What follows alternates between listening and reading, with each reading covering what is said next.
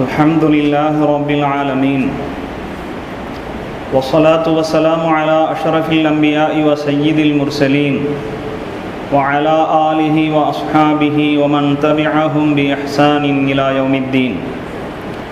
أما بعد فقد قال الله سبحانه وتعالى في القرآن العظيم والفرقان المجيد: واضرب لهم مثل الحياة الدنيا كماء أنزلناه من السماء.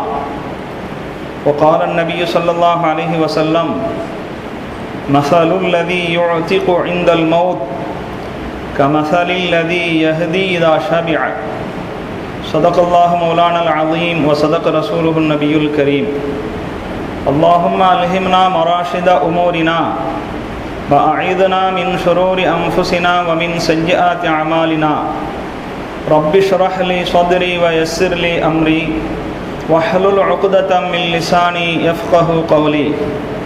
سبحانك لا علم لنا إلا ما علمتنا إنك أنت العليم الحكيم. எல்லா புகழும் புகழ்ச்சியும் ஏக இறைவன் அல்லாஹ் ஒருவனுக்கே சொந்தம். ஸலாத்தும் சலாமும் நம்பெருமானார் ரசூலுல்லாஹி ஸல்லல்லாஹு அலைஹி வஸல்லம் அன்னவர்கள் மீதும், அன்னாரின் வழிநடந்த சஹாபாக்கள், தாபிஈங்கள், தபா தாபிஈங்கள், ஷுஹதாக்கள், உலமாக்கள், நல்லவர்கள், நாதாக்கள், இங்கு கூடியிருக்கிற நம் அனைவரின் மீதும் அனைத்து முஸ்லிம்களின் மீதும் நிறைவாக கிடைக்கட்டுமாக. பேரன்பிற்கும் மிகுந்த மரியாதைக்கும் உரிய பெரியோர்களே, அன்பிற்கும் மிகுந்த பாசத்துக்கும் உரித்தான அன்பு சகோதரர்களே, அருமை தாய்மார்களே, அஸ்ஸலாமு அலைக்கும் வரஹ்மத்துல்லாஹி வபரகாத்துஹு. ரப்புல் ஆலமீன் அல்லாஹு ஜல்ல ஷஅனுஹு வ தஆலாவின் மிகப்பெரும் அருளால் சிறப்பான இந்நிகழ்ச்சியில் நாம் பங்கு பெற்று கொண்டிருக்கிறோம். ஹஸரத் ரசூலுல்லாஹி ஸல்லல்லாஹு அலைஹி வஸல்லம் அவர்கள் பிறந்த சிறப்பான மாதமாகிய இந்த ரபீஉல் அவ்வல் மாதத்தின் மீலாதுன் நபி என்ற பெயரிலே 3வது நாளாக சிறப்பு பயான் நடந்து கொண்டிருக்கிறது. இன்றைய தினத்தில் பெருமானார் ஸல்லல்லாஹு அலைஹி வஸல்லம் அவர்கள் கூறிய உவமைகள், உதாரணங்கள் என்கிற தலைப்பிலே சில விஷயங்களை பகிர்ந்து கொள்ள ஆசைப்படுகிறேன். ஒரு சீர்திருத்த பிரச்சாரம் செய்யக்கூடிய ஒருவர் தன்னுடைய பிரச்சாரத்தை பல்வேறு பிரிவுகளாக ஆக்கிக் கொள்வதுண்டு, பல்வேறு முறைகளில் தன்னுடைய பிரச்சாரத்தை அமைத்துக் கொள்வதுண்டு. அந்த பிரச்சாரத்தில் தான் சொல்ல வேண்டிய அந்த கருத்தை, சத்தியத்தை எளிதாக மக்கள் புரிந்து கொள்ள வேண்டும் என்பதற்கு சிறு கதைகளை சொல்லி புரிய வைப்பதுண்டு, பழமொழிகளை சொல்லி புரிய வைப்பதுண்டு, கடந்த கால நிகழ்வுகளை மேற்கோள் காட்டி புரிய வைப்பதுண்டு என்பது போல உதாரணங்களை சொல்லியும் புரிய வைப்பதுண்டு. உதாரணங்கள் சொல்ல வேண்டிய கருத்து ஒன்று இருக்கும், அந்த கருத்துக்கு பொருத்தமான உதாரணங்களை சொல்கிற போது ரொம்ப நேரமாக சிந்தித்து விளங்க வேண்டிய விஷயம் கூட எளிதில் புரிந்துவிடும், எளிதாக விளங்கிவிடும் என்பதற்காக உதாரணத்திற்கு மிக முக்கியத்துவம் கொடுத்தார்கள் பெருமானார் ஸல்லல்லாஹு அலைஹி வஸல்லம் அவர்கள். அல்லாஹு தஆலாவும் உதாரணத்தோடு விளக்கும்படி பெருமானார் ஸல்லல்லாஹு அலைஹி வஸல்லம் அவர்களுக்கு உத்தரவிடுகிறான்.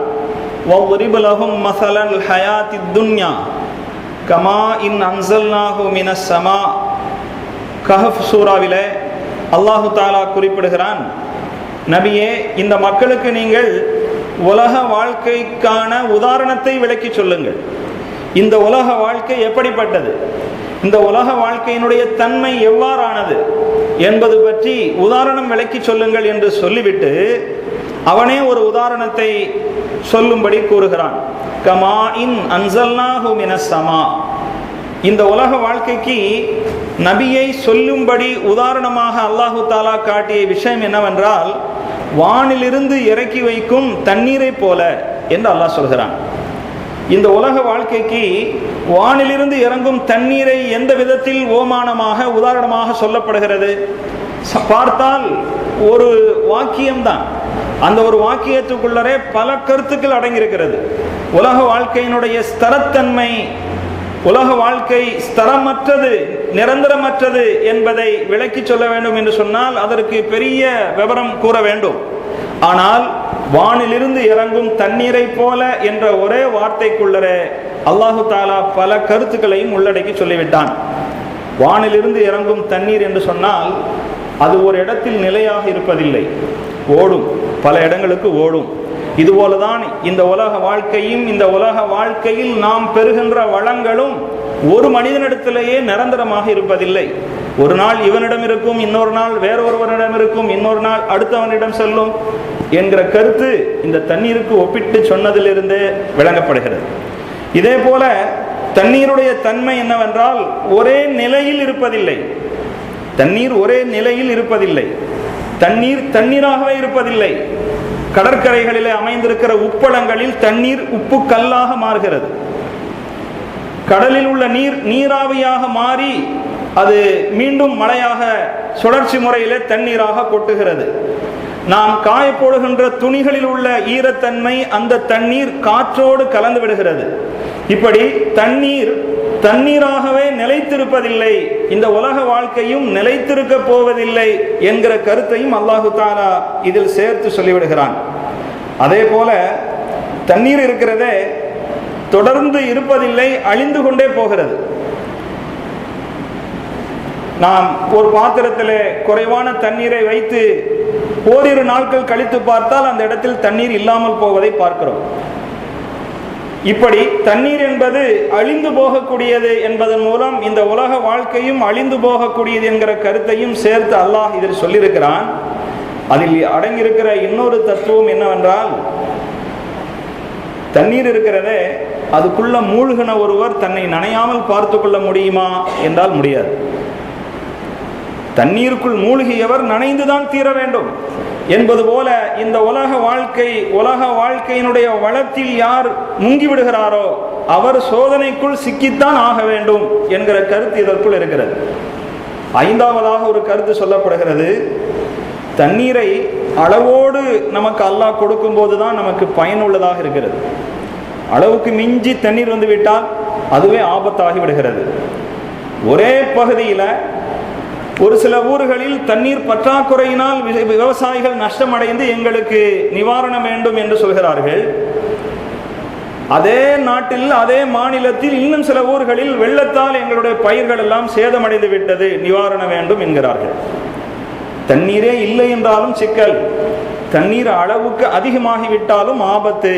இதே போலதான் இந்த உலக வாழ்க்கையிலே மனிதனுக்கு செல்வம் பொருள் என்பது அவசியம்தான். அறவே இல்லாவிட்டாலும் சிக்கல், அளவுக்கு அதிகமாக வந்துவிட்டாலும் மனிதனுக்கு அது ஆபத்தாக அமைந்துவிடும். இவ்வளவு விவரங்களையும் அல்லாஹு தஆலா உலக வாழ்க்கைக்கு நாம் வானிலிருந்து இறக்கும் தண்ணீரை போல உதாரணம் கூறுங்கள் என்று ரசூலுல்லாஹி ஸல்லல்லாஹு அலைஹி வஸல்லம் அவர்களுக்கு கட்டளையிடுகிறான். ஆக உதாரணங்கள் கூறி மக்களுக்கு பிரச்சாரம் செய்ய வேண்டும் என்பது இறைவனுடைய உத்தரவும் கூட. எனவேதான் ரசூலுல்லாஹி ஸல்லல்லாஹு அலைஹி வஸல்லம் அவர்கள் தன்னுடைய பிரசங்கங்களிலே அதிகமான உதாரணங்களை கூறி மக்களுக்கு எளிதாக புரிய வைத்திருக்கிறார்கள். நிறைய உதாரணங்களை நாம் கேட்டிருக்கிறோம். அன்பார்ந்த பெரியோர்களே, ரசூலுல்லாஹி ஸல்லல்லாஹு அலைஹி வஸல்லம் அவர்கள் அல்லாஹ்வால் அனுப்பி வைக்கப்பட்ட அனைத்து நபிமார்களிலும் இறுதியாக வந்த நபி. நபிமார்களுடைய வருகைக்கு முற்றுப்புள்ளி வைப்பவர்கள். அவர்களுக்கடுத்து நபிமார்களுடைய வருகை என்பது முடிவடைந்து விடுகிறது. ரசூலுல்லாஹி ஸல்லல்லாஹு அலைஹி வஸல்லம் அவர்கள் இந்த விஷயத்தை பற்றி உதாரணம் சொல்கிற போது, ஒரு மனிதன் வீடு ஒன்றை கட்டுகிறான். அந்த வீட்டை அழகிய முறையிலே வடிவமைத்து கட்டி முடித்தான். உறவினர்கள் எல்லாம் அந்த வீட்டுக்குள் வருகை தந்தார்கள். ஒரே ஒரு செங்கல் மட்டும் வைத்து கட்ட வேண்டிய இடம் பாக்கியாக இருக்கிறது. வந்தவர்கள் எல்லாம் ஆச்சரியம் அடைந்து, இவ்வளவு அழகாக கட்டப்பட்டிருக்கிறது, இந்த ஒரு செங்கலையும் சேர்த்து நிரப்பி இருந்தால் வீடு ரொம்ப நல்லா இருக்கும் என்பதாக கருத்து சொல்கிறார்கள். ரசூலுல்லாஹி ஸல்லல்லாஹு அலைஹி வஸல்லம் அவர்கள் கூறுகிறார்கள், அனல் லபினத்து, நான் தான் அந்த செங்கல், அன ஹாத்திமுன் நபியின், நான் நபிமார்களுக்கெல்லாம் இறுதியாக வருகை தந்தவர் என்று ரசூலுல்லாஹி ஸல்லல்லாஹு அலைஹி வஸல்லம் அவர்கள் கூறுகிறார்கள். எனக்கு பிறகு நபிமார்களுடைய வருகை முற்று பெறுகிறது, முடிவு பெறுகிறது என்பதை ஒரு கட்டடத்துடைய வேலைகளிலே கடைசியாக ஒரு செங்கல் வைக்க வேண்டிய பகுதி மட்டும் காலியாக விடப்பட்டு மீண்டும் அதை வைத்து அடைக்கப்பட்டு விடுமானால் அதற்கு பிறகு அந்த வீட்டினுடைய வேலை எதுவுமே மிஞ்சிருக்காது, பாக்கியாக இருக்காது. அதுபோலத்தான் நான் இந்த சமுதாயத்திற்கு நபிமார்களுடைய வருகைக்கு முடிவாக நான் வந்திருக்கிறேன் என்று ரசூலுல்லாஹி ஸல்லல்லாஹு அலைஹி வஸல்லம் அவர்கள் கூறுகிறார்கள். அது மட்டுமல்ல, கடைசியாக வந்த இந்த உம்மத் எல்லா உம்மத்தினர்களை விட சிறந்த உம்மத், பாக்கியமான உம்மத் என்பதை எப்படி விளக்குகிறார்கள் என்றால், ஒரு மனிதன் தன்னுடைய வேலைக்காக வேண்டி ஒருவனை காலை பொழுதிலே கூலிக்கு பேசி வேலை சேர்த்து கொண்டான். லுஹர் வரையிலும் நீ வேலை செய்ய வேண்டும், உனக்கு ஒரு கீராத் தருவேன். லுஹர் வரையிலும் மதியம் வரையிலும் வேலை செய்தார், ஒரு கீராத்தை வாங்கிவிட்டு சென்று விட்டார். இன்னொருவர் அசர் வரையிலும் வேலைக்கு ஒரு கீராத் தருவேன் என்பதாக நியமிக்கப்பட்டார். அவரும் ஒரு கீராத்தை சம்பளமாக வாங்கி திரும்பி போய்விட்டார். கடைசியாக ஒருவர் அசரில் இருந்து மகரிபு வரைக்கும் மிக குறுகிய நேரம், அசரிலிருந்து மகரிபு நேரம் வரையிலும் வேலை செய்ய வேண்டும், 2 கீராத் அவருக்கு கூலி என்று சொல்லி அவர் நியமிக்கப்பட்டார். குறுகிய நேரத்தில் அதிகமான வருமானத்தை பெற்றுக்கொண்டு திரும்பி சென்றார். ரசூலுல்லாஹி ஸல்லல்லாஹு அலைஹி வஸல்லம் அவர்கள் கூறுகிறார்கள், காலையிலிருந்து லுஹர் வரையிலும் வேலை செய்து ஒரு கீராத்தோடு திரும்பிய அந்த மனிதன், அதே போல அவ்வாறு திரும்பிய அந்த மனிதன் தான் யூதர்களுக்கு ஒப்பிட்டு சொல்லப்படுகிறது. மதியத்திலிருந்து அசர் வரையிலும் வேலை செய்தவர்களை ரசூலுல்லாஹி ஸல்லல்லாஹு அலைஹி வஸல்லம் அவர்கள் கிறிஸ்தவர்களுக்கு ஒப்பிடுகிறார்கள். மிக சொற்பமான நேரத்தில் 2 கீராத் கூலியை பெற்று திரும்பிய அந்த மனிதனுக்கு இந்த உம்மத்தை ஒப்பிடுகிறார்கள். ரசூலுல்லாஹி ஸல்லல்லாஹு அலைஹி வஸல்லம் அவர்கள் அதில் தொடர்ந்து சொல்கிறார்கள், காலையிலிருந்து மதியம் வேலை பார்த்த யூதன் போன்ற மனிதனும், மதியத்திலிருந்து அசர் வரையிலும் வேலை செய்த கிறிஸ்தவன் போன்ற மனிதனும் கோபித்துக் கொண்டார்கள் அந்த முதலாளி இடத்துல. நீண்ட நேரம் வேலை வாங்கிட்டு எங்களுக்கு ஒரு கீராத்து தான் கொடுத்தீங்க, கொஞ்ச நேரம் வேலை பார்த்து அவருக்கு 2 கீராத் கொடுக்குறீங்களே. அதுக்கு அந்த முதலாளி சொன்னார், உங்களுக்கு தர்றேன் அப்படின்னு சொன்னதில் ஏதாவது குறைவு செய்தனா? இல்லை, இது நானாக பார்த்து கொடுக்கக்கூடிய என்னுடைய கிருபை என்பதாக அவர் மறுத்துவிட்டார். அவர்களுக்கு அவர் பதில் கூறிவிட்டார். அல்லாஹு தஆலா இந்த உம்மத்தினர்களுக்கு, கடைசியாக வந்த இந்த உம்மத்தினருக்கு சிறிதளவு அமலுக்கும் நிறைய கூலி தருகிறான். நிறைய விஷயங்களை நாம் அதுக்கு உதாரணமாக சொல்லலாம். சிறிய சிறிய அமல்களுக்கும் அல்லாஹு தஆலா நிறைய கூலிகளை தருகிறான் அல்லவா, அதைத்தான் இவ்வாறு ஒப்பிட்டு கூறுகிறார்கள். இப்படி பெருமானார் ஸல்லல்லாஹு அலைஹி வஸல்லம் அவர்கள் மக்களுக்கு தன்னுடைய கருத்தை எளிதில் விளங்க வைப்பதற்காக வேண்டி பல்வேறு வகையான உதாரணங்களை கூறியதுண்டு. இஸ்லாம் என்னும் இந்த நேரான பாதை, இஸ்லாம் என்னும் இந்த சீரான கொள்கை, இவைகளுக்கு ஒரு உதாரணம் சொல்கிறார்கள்.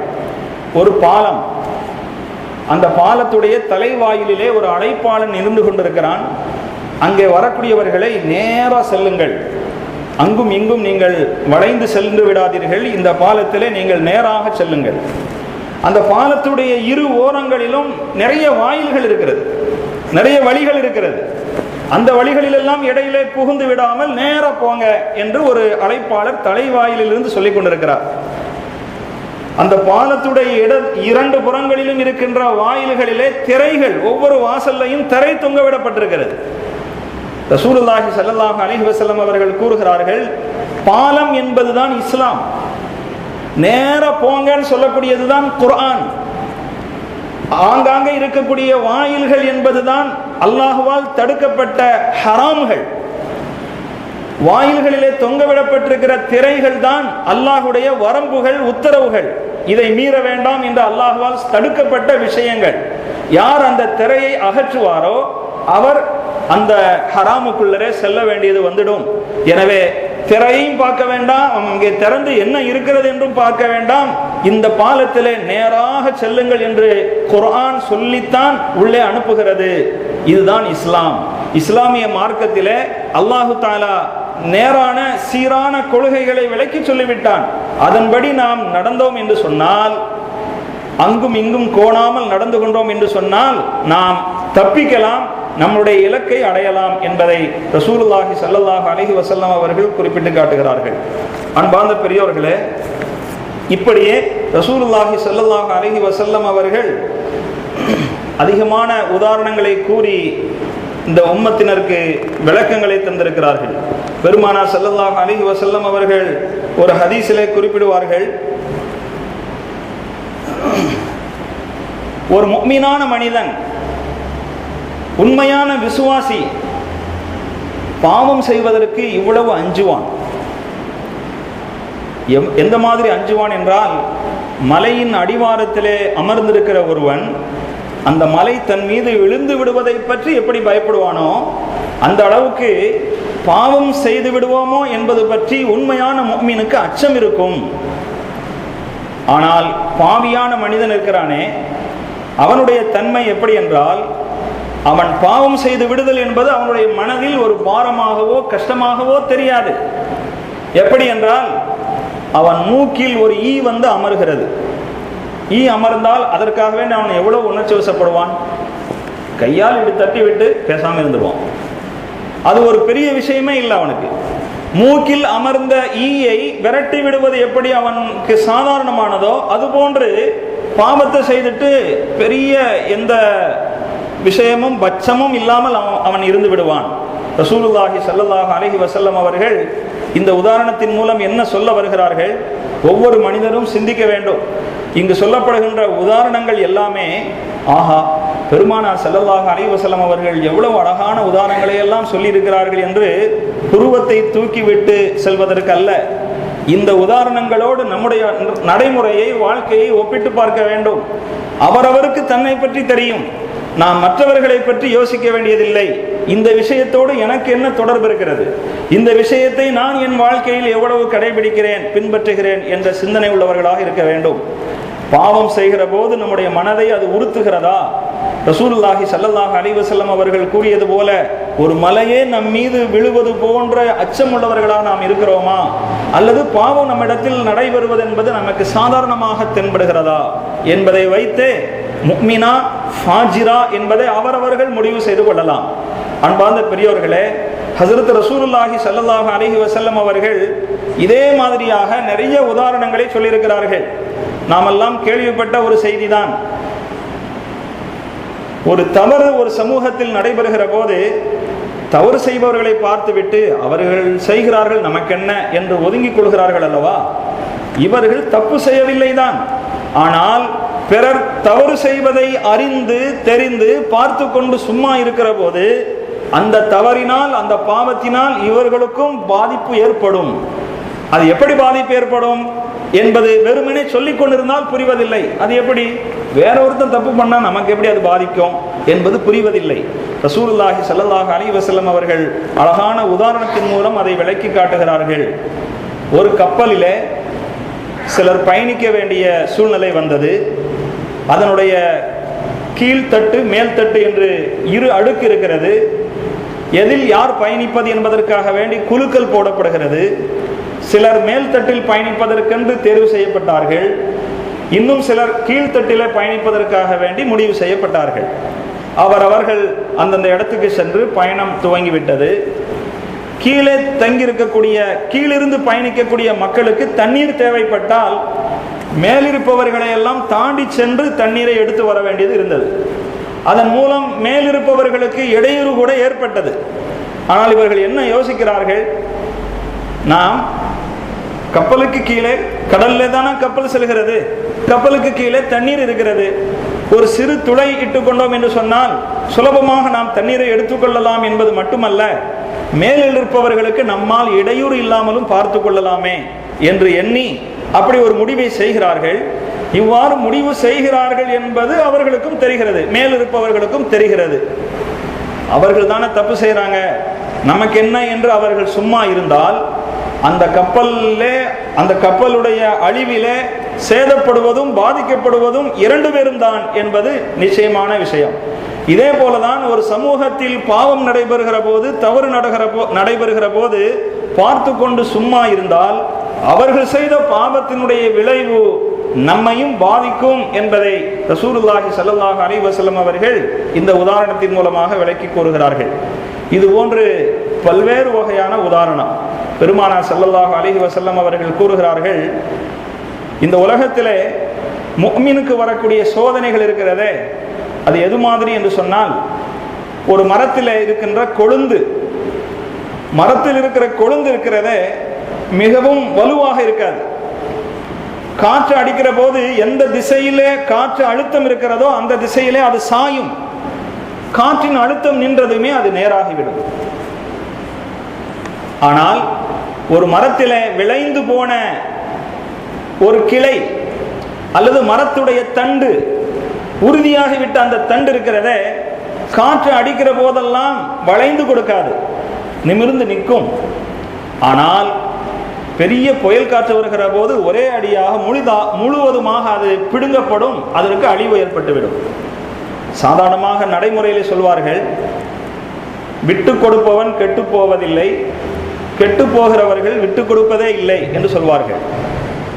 ஆற்றங்கரையிலே நாணல்கள் வளர்வதுண்டு. நாணல்கள் தண்ணீர் எவ்வளவு வேகமாக வந்தாலும் அதுக்கு தோதுவா சாஞ்சு கொடுத்துரும். அதனால தான் அது நிரந்தரமா அங்கே இருக்க முடியுது. ஆனா ஆற்றங்கரை ஓரமாக இருக்கின்ற விளைந்த உறுதிமிக்க மரங்கள் அப்படியெல்லாம் வளைந்து கொடுக்காது, வளைந்து கொடுக்க முடியாது. ஆனா பெரும் வெள்ளம் வருகிற போது ஒரே அடியாக பிடிங்க அடித்து செல்லப்படும். இதிலிருந்து ஒரு படிப்பினையாக சொல்வார்கள், வளைந்து கொடுத்து சில பிரச்சனைகள், சில சங்கடங்கள் வருகிற போது நெளிவு சுழிவாக விட்டு கொடுத்து போய்விட்டால் அவன் காரியம் சாதிக்கலாம் என்பதாக சொல்வார்கள். ரசூலுல்லாஹி ஸல்லல்லாஹு அலைஹி வஸல்லம் அவர்கள் அதற்கு ஒப்பான ஒரு உதாரணத்தை தான் இந்த ஹதீஸிலே குறிப்பிட்டு காட்டுகிறார்கள். அன்பார்ந்த பெரியவர்களே, இதே போல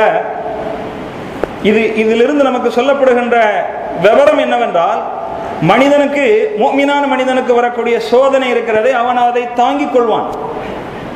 அதை அவன் தாங்கிக் கொள்வான். அவ்வப்போது பாதிப்பு ஏற்படுவது போல தெரியும். காற்றின் அழுத்தத்தினால் சாய்கிற போது அவ்வப்போது பாதிப்பு ஏற்படுத்துவதாக தெரியும். ஆனால் பெரிய பாதிப்பிலிருந்து இது பாதுகாத்துக் கொள்கிறது. ஆனால் பெரிய மரம் இருக்கிறதே, சாதாரணமாக அது பாதிக்கப்படுவதில்லை. பெரிய வெள்ளம் வருகிற போது ஒரே அடியாக பிடுங்கப்படும். ரசூலுல்லாஹி ஸல்லல்லாஹு அலைஹி வஸல்லம் அவர்கள் முஃமின்களுக்கு வரக்கூடிய சோதனை இருக்கிறதே இப்படித்தான். அவ்வப்போது அவர்கள் செய்த குற்றங்களுக்கு அல்லாஹு தஆலா பரிகாரமாக சோதனைகளை தந்து, உடல்நல குறைவை தந்து, அல்லது பொருளாதாரத்தில் ஏதாவது நஷ்டத்தை தந்து, ஏதோ ஒரு மன உளைச்சல், வீட்டில் பிரச்சனை, ஏதோ ஒன்றை தந்து அல்லாஹ் அவர்களை அப்பொழுதே சுத்தமாக்கி விடுகிறான். இவர்கள் நிரந்தரமான வாழ்க்கைக்கு தயார்படுத்தப்படுகிறார்கள். ஆனால் அல்லாஹுக்கு மாற்றமாக நடப்பவர்கள் நம்முடைய கண்ணெதிரே மிகவும் வளமாக இருப்பதாக நமக்கு தோணலாம். சிலர் வாய்விட்டு சொல்வது கூட உண்டு, அல்லாஹுக்கு மாற்றமாக நடக்கிற இவர்கள் இவ்வளவு செழிப்பாக இருக்கிறார்கள், அல்லாஹ் பார்த்து கொண்டுதானே இருக்கிறான், அல்லாஹ் இவர்களை எல்லாம் சும்மா விட்டு வைத்திருக்கிறானே என்பதாக பேசுவதுண்டு. அல்லாஹு தஆலா ஒரே அடியாக பிடிப்பதற்காக வேண்டி இவ்வாறு செய்வதும் உண்டு. சனஸ்தத்ரிஜுஹும் மின் ஹைஸு லா யஅலமூன், அவர்கள் அறியாத புறத்தில் நாம் அவர்களை விட்டு பிடிப்போம் என்பதாக அல்லாஹ் குர்ஆன் ஷரீஃபில் கூறுகிறான். இந்த மாதிரி விஷயங்களை விளங்கி சரியாக புரிந்து கொள்வதற்கு ரசூலுல்லாஹி ஸல்லல்லாஹு அலைஹி வஸல்லம் அவர்கள் ஒரு அழகான உதாரணத்தை இங்கே குறிப்பிட்டிருக்கிறார்கள். அதே போல ரசூலுல்லாஹி ஸல்லல்லாஹு அலைஹி வஸல்லம் அவர்கள் கூறுவார்கள், குர்ஆனை மனனம் செய்த ஒரு ஹாஃபிஸ், குர்ஆன் முழுவதும் மனனம் செய்தவராக இருந்தாலும் சரி, குர்ஆனுடைய சில பகுதிகளை மனனம் செய்தவராக இருந்தாலும் சரி, எல்லோருக்கும் இது பொருந்தும். குர்ஆனை மனனம் செய்த ஒரு ஹாஃபில் என்பவர் எப்படிப்பட்டவர் என்று சொன்னால், கட்டி வைக்கப்பட்ட ஒட்டகம் போல, தான் கட்டி வைத்தது பத்திரமாக இருக்கிறதா என்பதை அவ்வப்போது கவனித்துக் கொண்டால் அந்த ஒட்டகத்தை அவர் பாதுகாத்துக் கொள்வார். ஒட்டகம் அவருக்குரியதாக இருக்கும். நம்ம வீட்டில் பழகிய ஒட்டகை தானே என்பதாக எண்ணி அந்த கட்டை அவிழ்த்து விட்டார் என்றாலோ, அல்லது தான் கட்டிய கட்டு இறுக்கமாகத்தான் இருக்கிறதா என்பதை கண்டுகொள்ளாமல் விட்டு விடுவார் என்று சொன்னால் அந்த ஒட்டகத்தை அவர் தொடர்ந்து சொந்தமாக்கிக் கொள்வது சிரமமாகிவிடும். ரசூலுல்லாஹி ஸல்லல்லாஹு அலைஹி வஸல்லம் அவர்கள் கூறுகிறார்கள், ஹாஃபிதுல் குர்ஆன், குர்ஆனை மனனம் செய்த ஒருவர் இதே போன்றுதான் அடிக்கடி அந்த குர்ஆன் மனனமாகிவிட்டு அதை ஓதி ஓதி ஓதி அதில் கண்ணும் கருத்துமாக கவனமாக இருந்தார் என்று சொன்னால் அவருடைய கல்விலே அது நிலைத்து நீடித்திருக்கும்.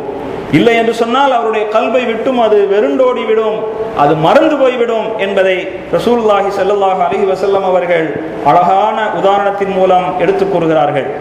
அல் முஃமினு லில் முஃமினி கல் புன்யானி, ஒரு முஃமினான மனிதன் இன்னொரு முஃமினான மனிதனுக்கு ஒரு கட்டிடத்தை போல, ஒரு கட்டிடத்துடைய ஒரு பகுதியும் இன்னொரு பகுதியும் ஒன்றோடொன்று இணைந்திருப்பதனால்தான் முழு கட்டடமும் பலமாக இருக்கிறது.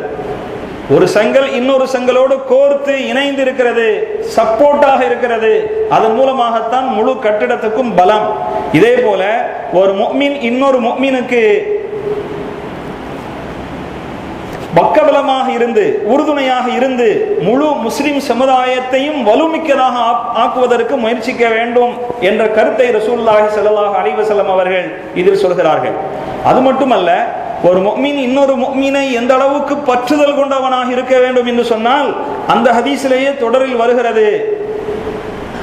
இன்னொரு ஹதீஸுடைய உதாரணத்திலே ரசூலுல்லாஹி ஸல்லல்லாஹு அலைஹி வஸல்லம் அவர்கள் கூறுகிறார்கள், முஃமினான முஸ்லிமான மனிதர்கள் தங்களுக்கிடையிலே கொள்ளக்கூடிய பற்றுதல், அன்பு, பிரியம், இவைகளுக்கு ஒரு உதாரணம் சொல்ல வேண்டும் என்று சொன்னால், ஒரு உடலை போல, ஒட்டுமொத்த மனித சமுதாயமும் ஒரு உடலை போல.